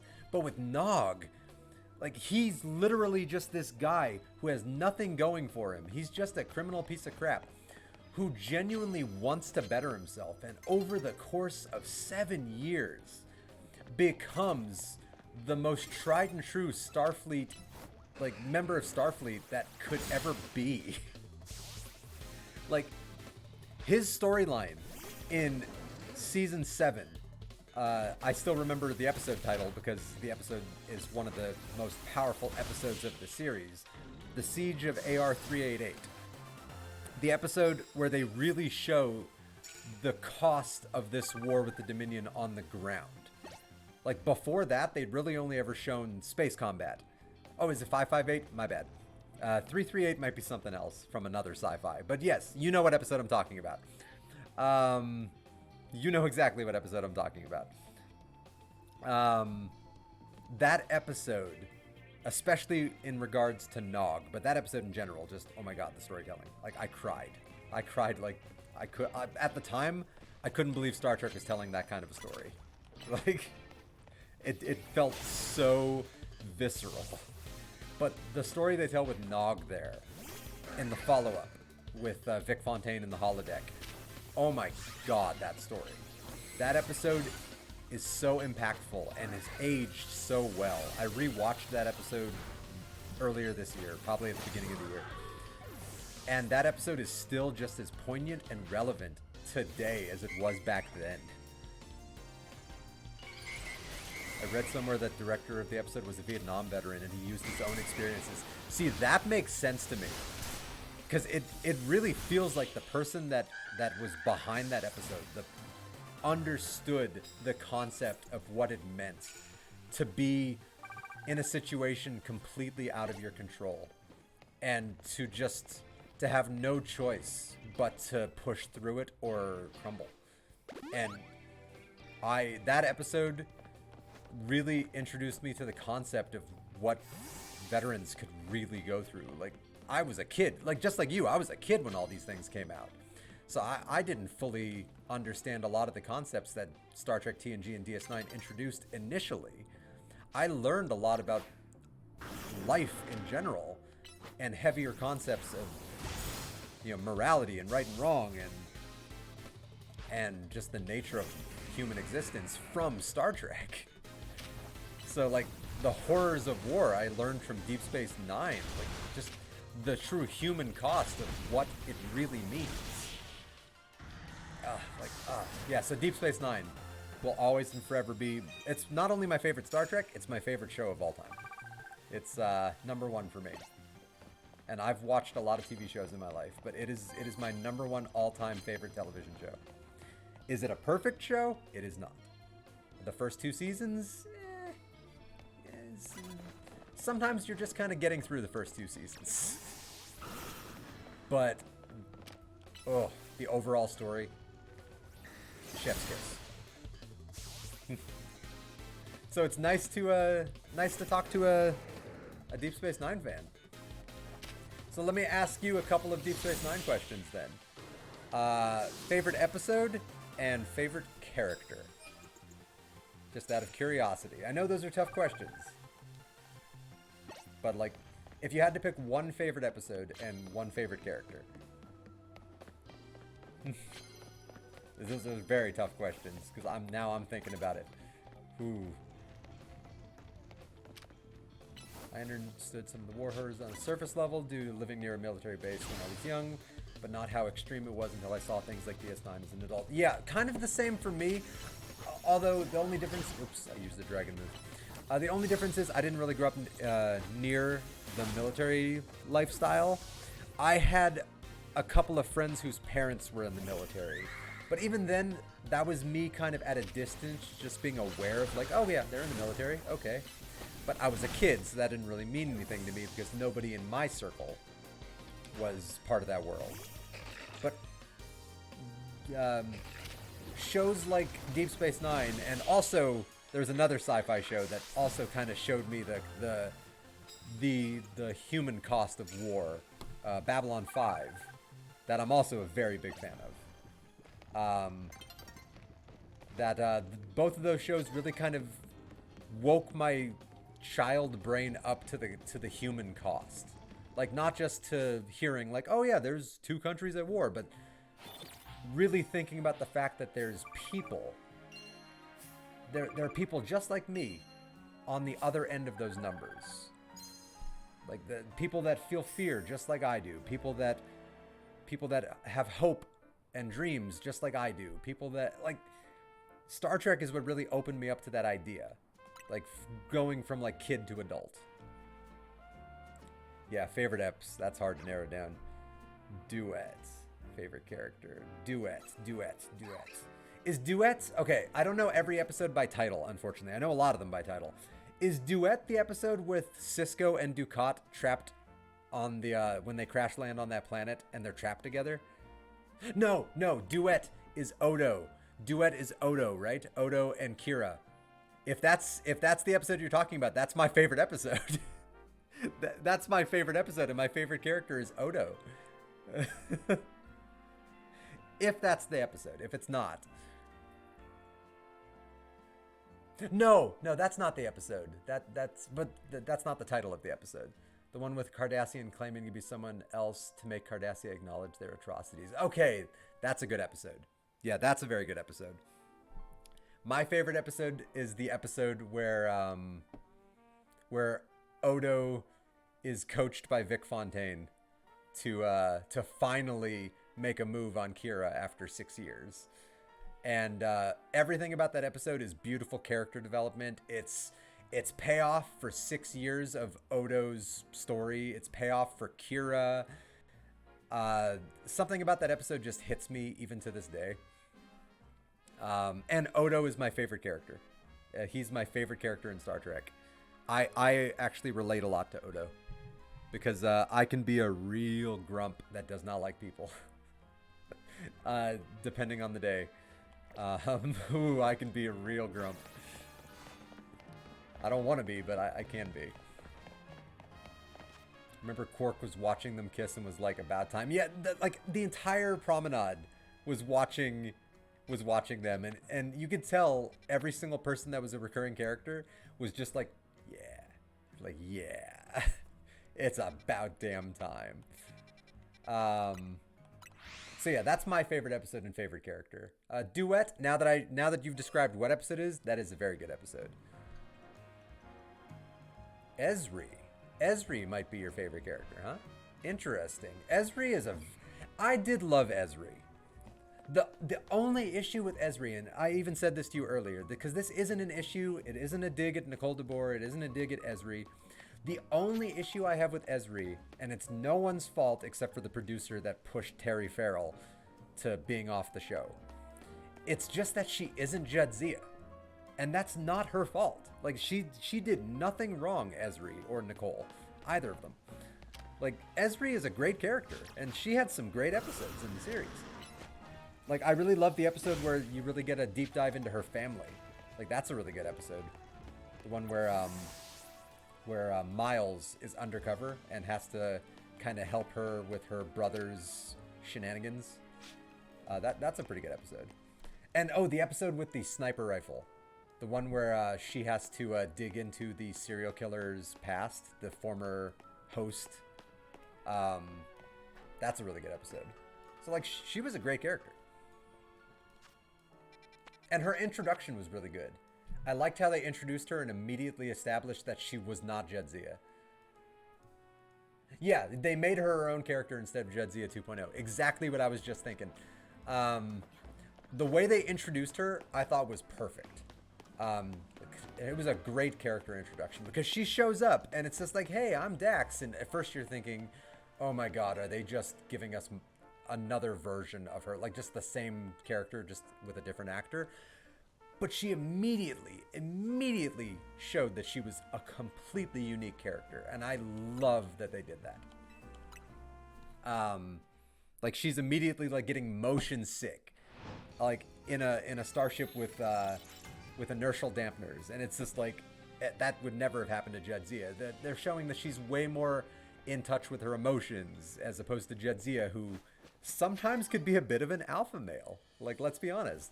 Like that's why she connected so much with Worf. Like she had that Klingon mentality. Like she was very much like the alpha,